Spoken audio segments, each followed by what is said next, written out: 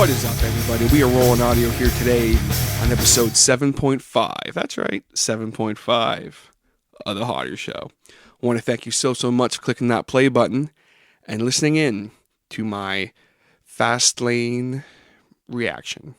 Now, right off the bat, guys, the reason that this is episode 7.5 is because I'm not going to go into huge detail here.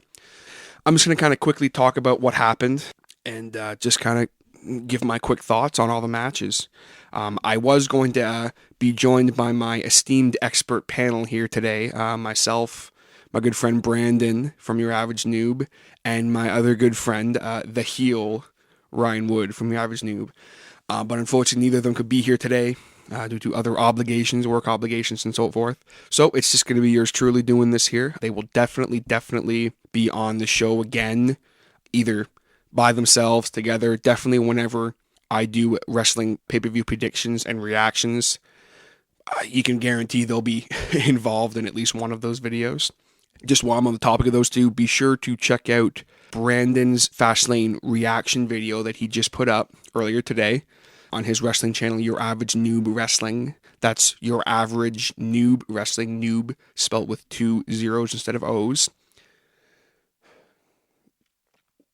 I'll go ahead and put the link in the bio of this podcast, so be sure to check it out to hear his thoughts. He was pretty bummed out about the whole thing, as were kind of all of us. But I will get into that a little later. So starting things off here, we have the first match of the night, which was on the kickoff show. Now, thing real quick with this match, with the kickoff match for the night, you definitely want it to be a good match. You want to get the crowd going. You want to give the crowd a sign of what's come for the night. But the last couple pay-per-views, not so much the Rumble, I guess, but I definitely feel like TLC's kickoff match and this kickoff match last night, I almost feel like they were too good to be the kickoff match. That's my opinion. But the kickoff match from last night was for the United States Championship. It was a 2 out of 3 falls match, and it was Kalisto, the champion, defending against Alberto Del Rio. Now, if you don't know what a 2 out of 3 falls match is, basically regular wrestling match, one fall, which is either a pin, submission, disqualification, or count out, counts towards a victory. It was a good match. It was an awesome match. A lot of people call it the match of the night. I don't necessarily disagree. It wasn't my personal favorite of the night, but definitely it was a contender for match of the night. It had some awesome spots. Del Rio played his role of heel perfectly. Del Rio started things off with the first fall by actually getting himself disqualified by hitting Kalisto with a chair. But it didn't matter because Kalisto still needed one fall to win. So Del Rio knew that, pulled a heel move. It was awesome. Another fall over Kalisto doing a count out, which again was just heel awesome. In the end, it ended up Kalisto being able to sneak one over on the League of Nations member with a quick roll up for the victory. Now, moving on, the next match of the night was the Divas Tag Match, in which we saw the Boss Sasha Banks teaming up with the last kicker, Becky Lynch, going up against Team Bad, Naomi and Tamina. Now, as you may have heard in the predictions podcast, not really a massive fan of Naomi and Tamina, not as much as Brandon. Brandon hates them, and you'll hear that in the predictions podcast if you haven't listened to it yet, and you also hear that in his YouTube video. He just does not like them. That's his thing. I don't not like them that much. I just don't necessarily like the direction they're going in with them right now.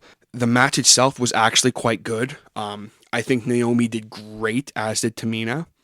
Mainly Naomi. She really pulled off some great spots in it. Sasha and Becky obviously looked great because they're awesome. Not really much else to say. It was a great match. I don't know if I'd say great. It was a good match. Definitely was not surprised with the way it ended off with Becky and Sasha going over. Definitely Team Bad still looking good. They definitely took a good chunk out of the two of them. So in all, I think it was a good match, and I think we'll definitely see a match involving those four again sometime soon. So moving on, we have definitely my match of the night. It was between two matches, but this was my match of the night for sure. It was the Intercontinental Championship match between defending champion Kevin Owens against Dolph Ziggler. Now, right off the bat, I'm a huge mark for Kevin Owens and Dolph Ziggler. So, this was going to be a match of the night regardless. Because I'm a huge mark for both of them. Kevin Owens looked awesome, as he always does. The way that he does things in the ring, not even necessarily his in-ring style, but the way he yells during his matches. It's just like he's cutting promos during his match. It's just, I love it. I think he's just, they literally cannot do any better with him at this point. I think he just is being built up the perfect way. Dolph obviously looked the best. He's Dolph Ziggler. He's probably one of the best wrestlers on the roster right now, hands down. I think most people would agree with me on that. It was a killer match. Kevin Owens being able to get the win on that, but definitely a great showing from Dolph. And I have a feeling we're probably going to see those two go at it again. I know a lot of people probably aren't psyched on that. A lot of the internet wrestling community people were complaining, oh man, we've seen this match before. You know what?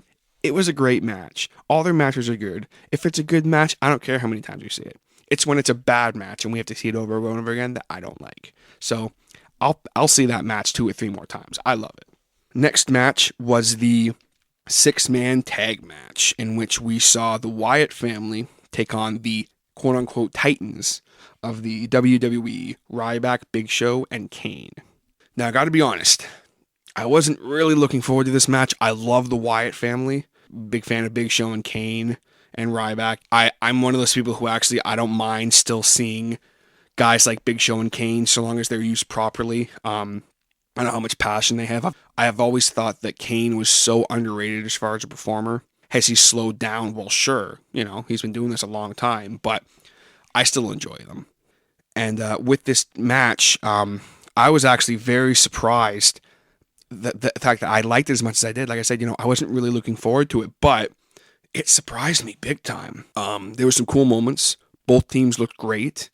Ended off with Ryback hitting the cell shocked on Luke Harper, which unfortunately looks like Luke Harper did land a little awkward on his elbow. So I just hope he was okay, because that would just be brutal if he got injured, because he is so good. He's definitely the best member of the Wyatt family, hands down.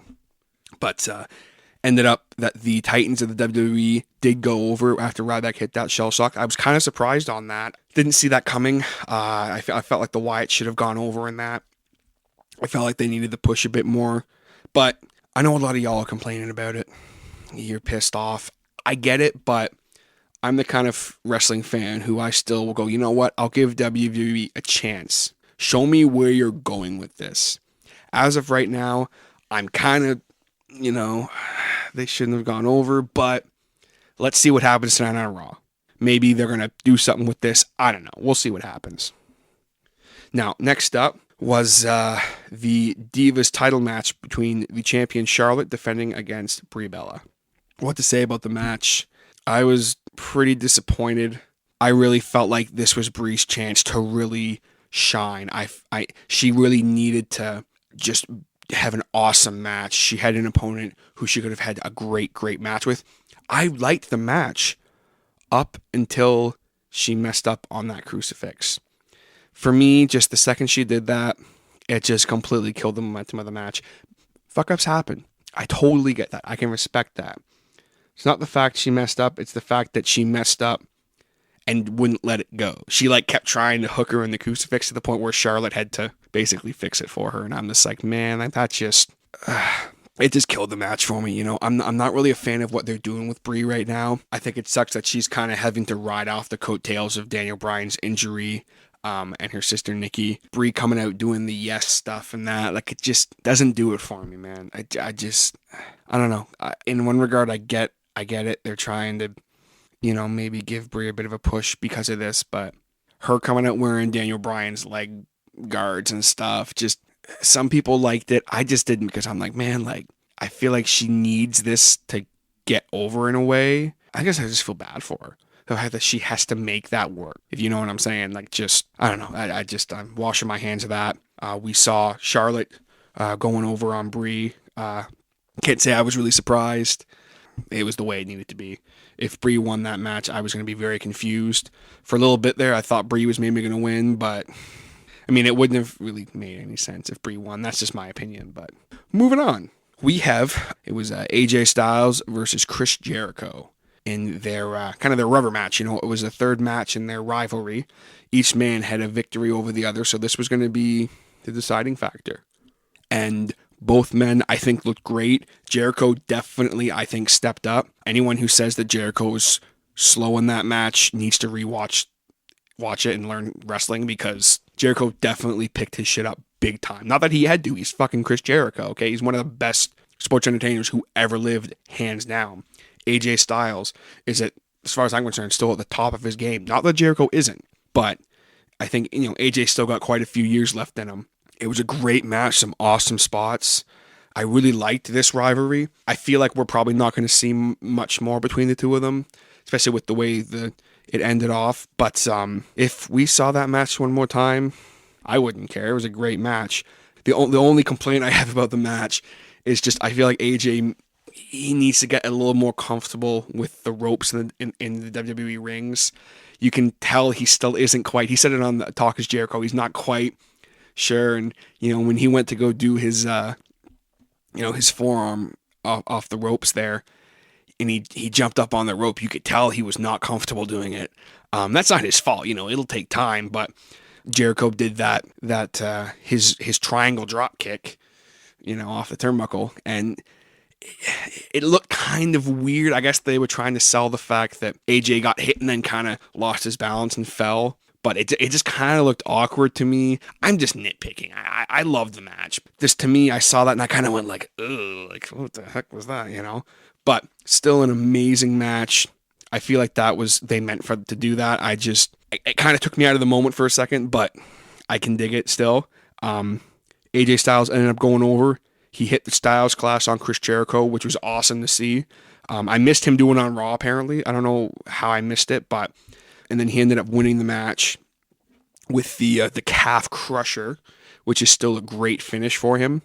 I hope that they don't make the Styles Clash his signature to lead into the calf crusher, because that just, to me, that doesn't make any sense. If you're going to win a match with a submission, I want to see you work on the body part a little bit, maybe, but that's I'm nitpicking for some reason. I have no idea why I'm nitpicking. I loved this match.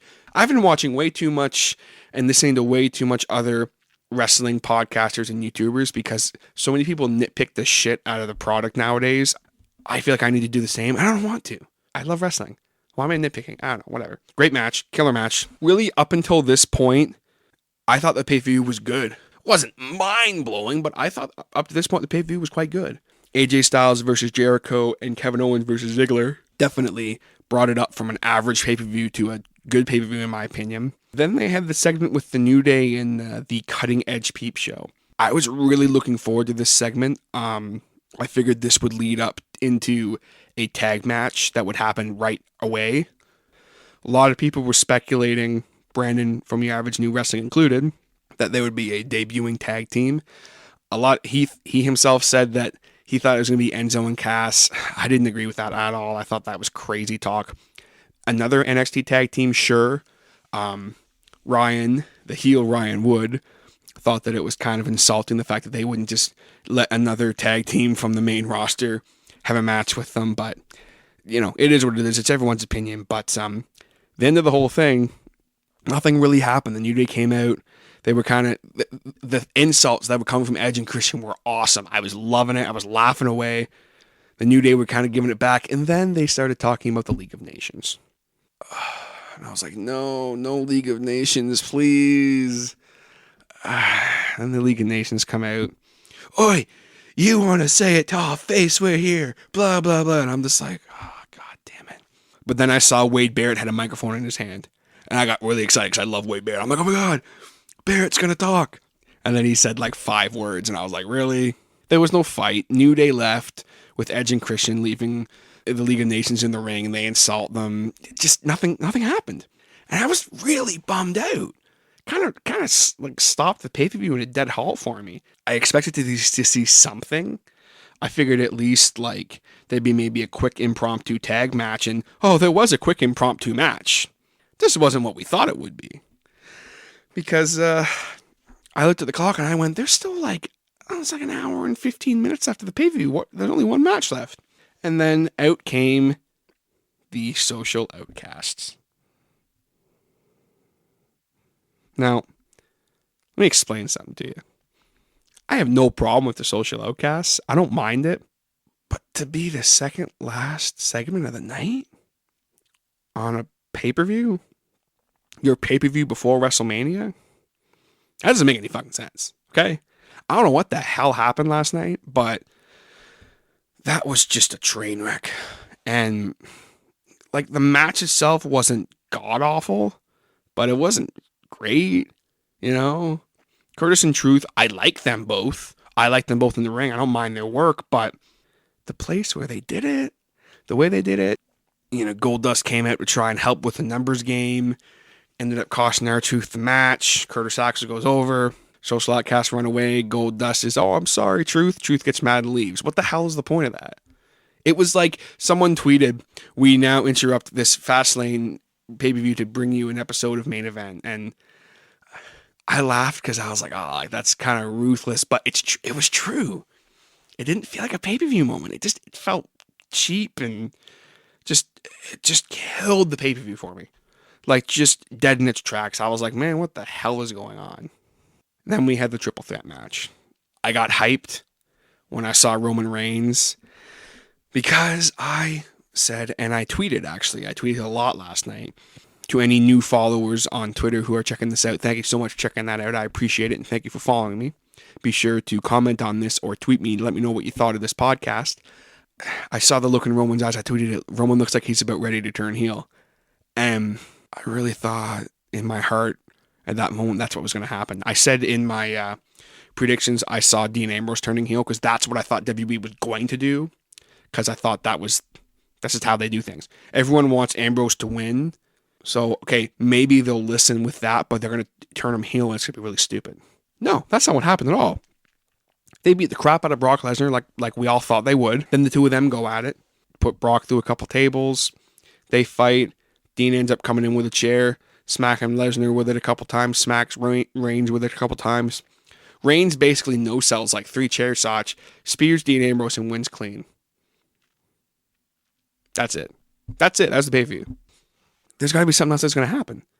Then we heard Hunter's music, and I'm like, okay, like, there's still time for a heel turn. Like, maybe Hunter's going to come out and Reigns is going to laugh and they're going to hug or something or shake hands. And nope, not at all. Nope, nothing.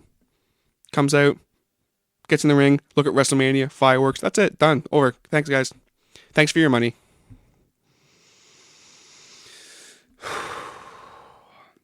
I pray, okay, that tonight on Raw, we see something epic, because the way that the fans are left off right now, we're not happy. And it wouldn't be so bad if something happened. Shit, like anything. I'm not saying they had to exactly listen to everyone or they had to turn Roman heel. Just make something happen. Even if at the end of it, Dean Ambrose would have attacked Triple H and Roman or something and just kind of smirked and the fans cheered like, yeah, who cares? He didn't turn heel, but he's still, like something, anything at all. Fuck Triple H up again. Just anything. Leave us with something. Well, and that, ladies and gentlemen, was Fastlane. Like I said, I hope to God something happens on Raw tonight. I really do. I really want to believe that they are building to something big. Is it maybe a heel turn from someone? I don't know. Is Ezra going to come out tonight and take everyone out and it's going to be made a triple threat match? I don't know. At this point, a lot of people are pissed. Okay? I wouldn't mind Roman versus Triple H at WrestleMania for the title, Roman going over. I really wouldn't mind that. It's the way that things look right now. It's like, I don't care. What's the story? What's going on? Just something's got to happen, man. Something's got to... I don't know what to say anymore, guys. I don't know. I got nothing. I really got nothing. I'm flabbergasted about the whole thing. I really am. So, that's my reaction to Fastlane, guys. I hope you enjoyed it. Hopefully you agreed with some of the things I had to say. Please feel free to comment on this, tweet me, message me on Facebook, message me on Instagram, anything at all. You can definitely email me as well. Let me know what you thought of Fastlane because I want to hear your guys' thoughts on it. And if this is something you want to see me do more often as far as talking wrestling, and if you want to see me keep doing these pay-per-view reactions and reviews, let me know. Thank you guys so much for listening in. Again, hope you enjoyed it, and we will see you guys another time.